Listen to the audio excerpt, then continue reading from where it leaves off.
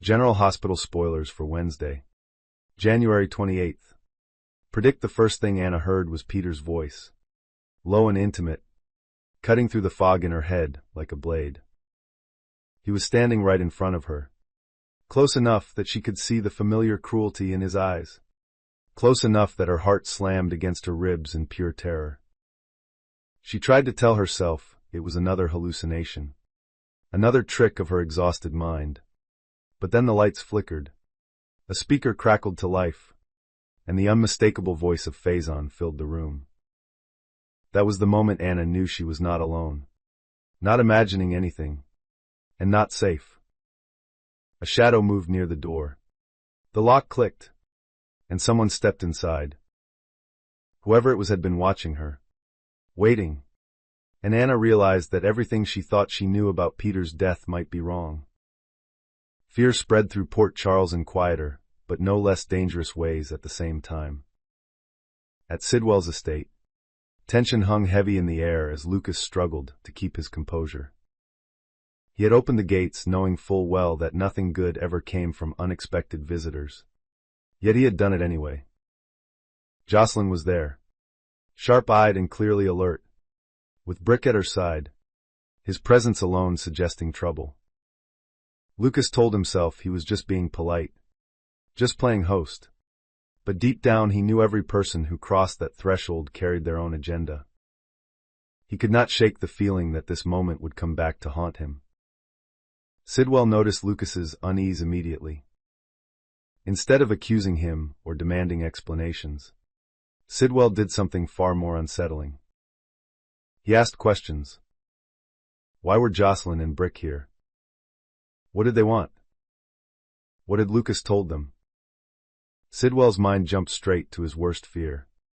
That Jocelyn was not there by accident or curiosity, but with a plan to dig up evidence. To expose him. To destroy everything he had built. He kept his voice calm. His posture relaxed. But every instinct screamed that danger was close. Lucas tried to explain, fumbling through half-truths and nervous reassurances. He wondered aloud if he had done something wrong, if letting them in had been a mistake. Sidwell waved it off, not out of kindness but calculation. What mattered was not Lucas's guilt, but what Jocelyn and Brick were really after. Their conversation stayed deliberately vague, each man circling the truth without naming it, unaware that they were not alone. Cullum was listening, hidden just out of sight, absorbing every word. Cullum knew more than Lucas realized. Lucas had no idea that Britt's sudden appearance at the estate was not coincidence or choice, but a direct order from Cullum himself. Britt was a necessary piece on a dangerous board, and Cullum intended to keep control of the game. As he listened, his thoughts were already on Sidwell, on secrets that had gone unspoken for far too long. Cullum's patience with Sidwell was running thin.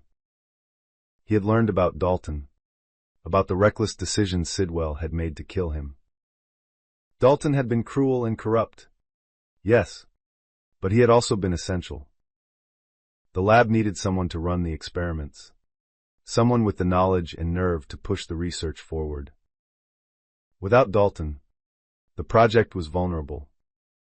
That was why Britt had been brought in as a replacement, why her presence was not optional. Cullum did not care about Sidwell's justifications or moral reasoning. He cared about results. When Cullum finally confronted Sidwell, his tone was icy and precise.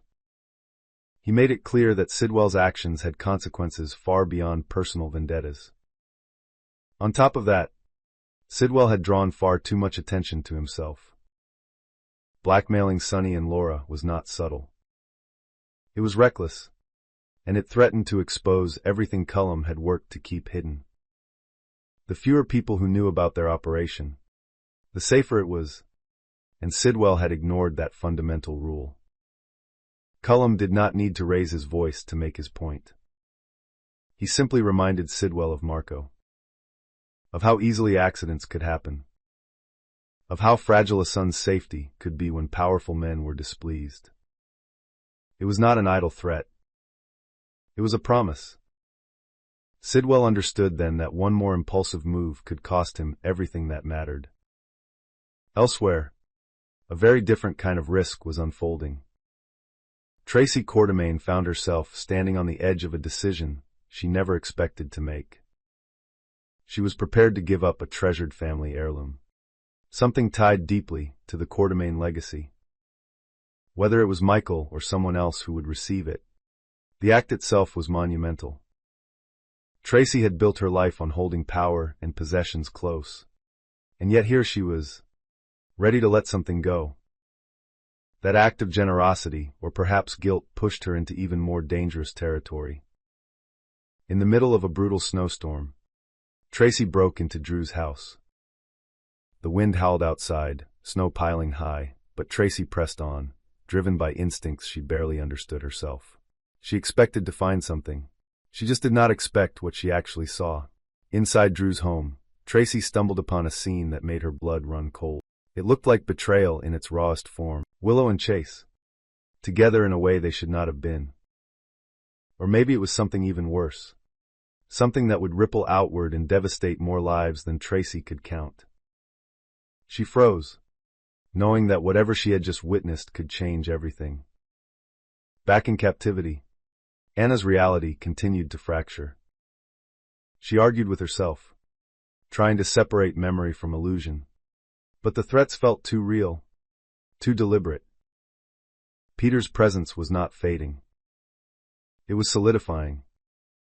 The voice of Faison over the speakers was not just a taunt, but a reminder of the nightmare she had survived and the one she might be facing again. When the door opened and someone stepped inside, Anna braced herself for the truth. If Peter was alive, then every assumption, every sense of closure she had fought for, was a lie. While Anna faced her demons, Carly and Lulu took to the streets, driven by fear for Charlotte. They left the Metro Court together, the storm worsening with every step. Carly suspected Charlotte might have gone to her house, drawn by the belief that Valentine was hiding in the attic. Lulu wanted to search everywhere at once, but Carly had her own plan. She tried to steer Lulu elsewhere, hoping to check her home alone. It was a risky deception, one born of urgency rather than malice. The search was tense and exhausting. Snow blanketed the city, turning familiar paths into obstacles. Carly searched her attic with a pounding heart, calling Charlotte's name into the cold emptiness. Lulu searched other locations, her fear growing with every minute that passed. In the end, neither of them found her. The realization that Charlotte was still missing, still out there in the storm, hit hard. Charlotte was alone, trapped by the weather, frightened but determined to survive. The storm did not care about intentions or aid. It swallowed sound and erased tracks, making rescue feel impossible. Yet somehow, against the odds, Charlotte would find her way back. Her disappearance would not end in tragedy, but the fear it caused would leave lasting scars. In another corner of Port Charles, Sonny and Jason sat down for a conversation that carried its own weight. Britt's name hung between them, unspoken at first and then unavoidable. Her recent behavior had been strange enough to raise Jason's suspicions. He felt the pull to follow her, to find out what she was hiding. Sonny saw the danger immediately. Britt was tangled in something dark, something connected to forces far larger than either of them wanted to face. Sonny warned Jason to stay out of it. He knew how these paths ended, how curiosity could turn deadly. Jason listened, but listening did not mean agreeing. His loyalty to Britt and his need for answers pushed him forward. Even as Sonny urged caution, Jason's mind was already made up. The pieces were moving, drawn together by secrets and storms and choices that could not be undone. At the estate, at Drew's house, in Anna's prison, and on the frozen streets of Port Charles, danger was tightening its grip.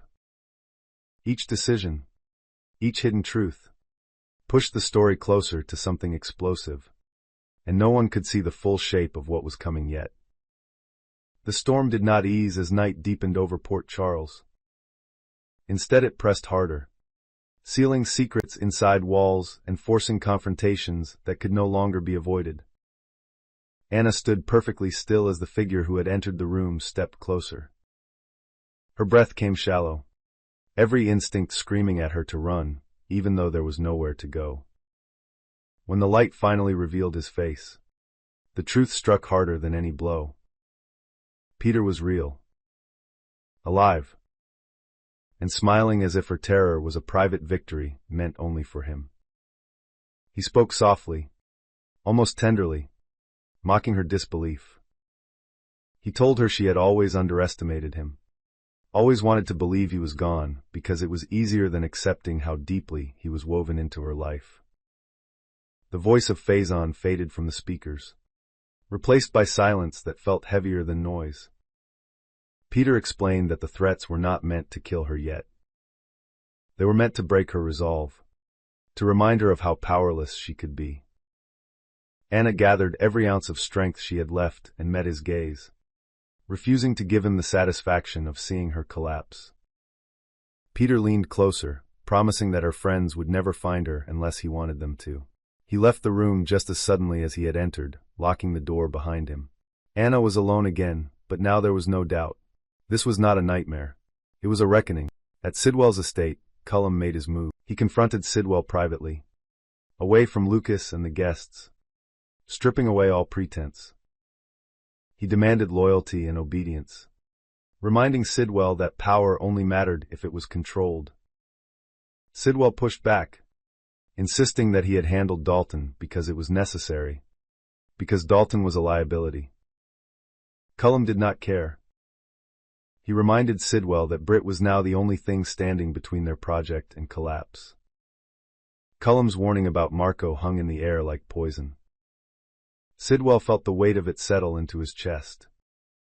He realized then that his position was far more fragile than he had believed. Every choice he had made recently had drawn attention, enemies, and suspicion. He agreed to stand down, at least for now, knowing that defiance would only lead to loss. Lucas sensed the shift even without hearing the details. The estate felt colder, more hostile. Jocelyn and Brick eventually left, taking their unanswered questions with them, but the damage was done. Lucas could not shake the feeling that he had been used as a pawn in a game he did not understand. Tracy did not sleep that night. The image she had witnessed in Drew's house replayed endlessly in her mind. Whether it was Willow and Chase crossing a line, or something even more devastating, Tracy knew the truth would not stay buried. She wrestled with herself over what to do. Expose them and cause chaos, or stay silent and carry the burden alone. In the end, Tracy decided that secrets were poison. She resolved to confront the situation head-on, no matter the fallout. Morning brought clarity and consequences. Tracy arranged a meeting, her tone calm but her resolve unbreakable. She revealed what she had seen, forcing the truth into the open. Emotions erupted. Denials crumbled. Lives shifted. Tracy realized that by stepping into Drew's house during the storm, she had stepped into the center of a storm far more destructive. Carly and Lulu finally received word that Charlotte had been found. Exhaustion washed over them, followed by relief so intense it nearly knocked them off their feet. Charlotte was shaken but alive, her ordeal in the snow leaving her changed. Lulu held her daughter tightly, promising never to let her out of her sight again. Carly watched quietly, guilt and gratitude twisting together inside her. She knew her deception during the search could have ended badly, and she vowed not to let fear guide her choices again. Sonny kept his eye on Jason, sensing that his warning had not been enough. Jason followed Britt carefully, keeping his distance while piecing together fragments of her secret life. What he discovered chilled him. Britt was not just involved. She was essential. The lab, the experiments, the hidden power players all connected back to her. Jason realized that Britt was in deeper danger than she knew, and that by loving her, he was already part of it. When Jason confronted Britt, the conversation was raw and painful. Britt admitted just enough to confirm his fears, but begged him to walk away. She told him that the people she worked for would not hesitate to destroy anyone who threatened them. Jason refused. Walking away had never been his strength. He promised to protect her, even if it meant standing against forces far larger than himself. The final reckoning came swiftly. Anna found a way to leave a trail, subtle but deliberate, trusting that someone would notice. Her gamble paid off. Help arrived just as Peter returned, ready to escalate his control. The confrontation was fierce and emotional, years of history exploding in a matter of moments. Peter was exposed, his survival no longer a secret. This time, he was taken down for good, his escape routes cut off, his power stripped away. As dawn broke over Port Charles, the city felt changed. Secrets had been dragged into the light. Alliances had shifted. Tracy stood alone, reflecting on the cost of truth. Carly and Lulu watched Charlotte sleep, grateful for a second chance. Sidwell realized that fear now ruled his life more than ambition ever had. Jason held Britt, knowing their future would be anything but simple. The storm had passed, but its aftermath remained. Port Charles moved forward carrying scars and lessons, each character altered by the choices they had made. In the quiet that followed, one truth became clear. Nothing would ever be the same again, and the calm that settled over the city felt less like peace and more like the pause before the next inevitable storm.